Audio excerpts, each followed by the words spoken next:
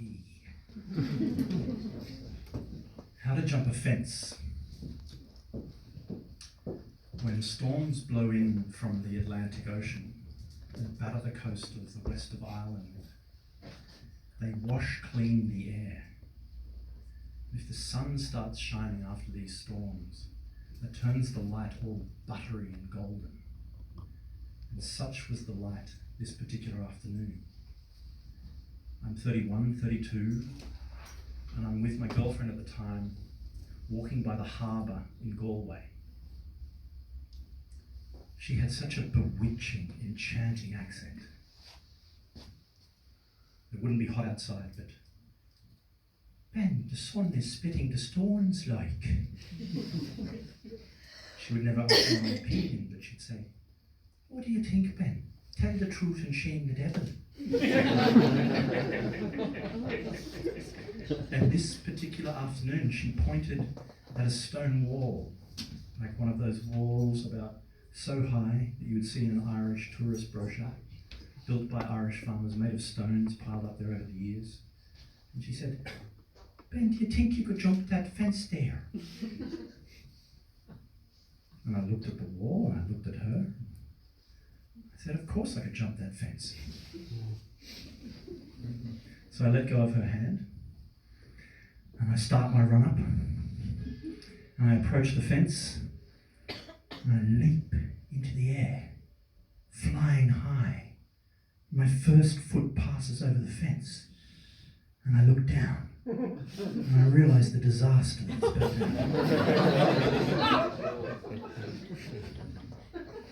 Let's leave me there in midair, because you need to understand the psychology behind this. I spent my entire childhood jumping fences.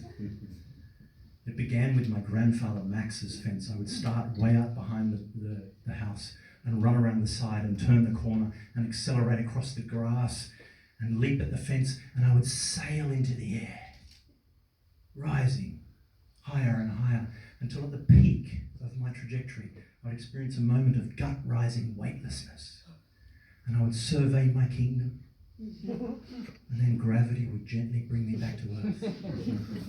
It began with Max's fence, but it didn't end there. I started jumping all of the fences in the street. There was Doug Turner's fence, the truck driver who lived across this side, and his fence was a hedge. And I'd sail across Doug's fence and Doug would just nod. And then there was Barry Clugston's fence, my grandfather's best friend who lived across the road. And Barry in the late afternoons would sit there with a beer and his alcoholic nose glowing red in the late afternoon light, smoking his pipe, and I'd approach and sail over his fence, and with his pipe between his teeth he'd say, well done, son. Well done. What we didn't know at that time was the tragedy that awaited Barry Clugston. He blew out his own brains with a shotgun 10 years later. The most dangerous fence in this street was Mrs. Molnar's fence. It wasn't so much the fence itself that was dangerous as Mrs. Molnar. She was a nasty, wrinkly old witch. And she didn't like me jumping a fence. And I jumped it anyway, as often as I could. And I would approach and I would sail over Mrs. Molnar's fence. And as I'm at the peak of my trajectory, I see her looking at me through the window. And out she'd come from her kitchen, shaking her fist. What are you doing? And she had a mole right there, and if she got close enough, I could see the hairs growing out of the mole. And in my childhood mentality, I wondered whether I'd ever get close enough to pluck one before I disappeared and jumped back over the fence again. So you understand when my girlfriend says, do you think you could jump that fence, Ben? Why my answer is yes, of course I can. Yeah. My left foot is dragging. I don't have the requisite altitude. I'm not going to make it. And as it carries me forward, my toe clips the wall. Now, I know there are some of you here who want me so badly to crash and burn and sprawl into a puddle of mud. And had I done that, it would have been better, because at least I would have had heroic failure, brave catastrophe. But But what happened was much, much worse. By some miracle, my momentum carried me forward, and I landed perfectly. Or at least that's what she saw, a perfect landing. But I knew in my heart, for the first time in my life, I'm past it. I'm not the man I once was.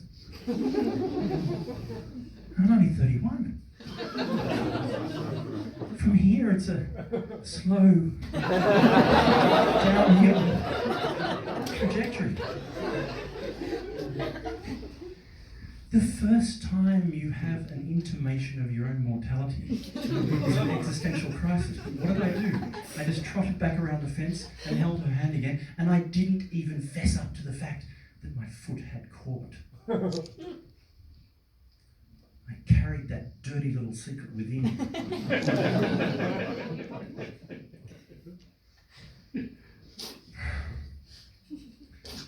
That downhill slope gets harder and harder and harder and faster and faster and faster. See, just last week, I lifted myself out of a chair and I heard this noise.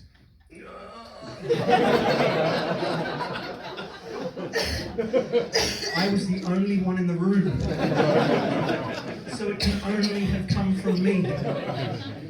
The old man noise.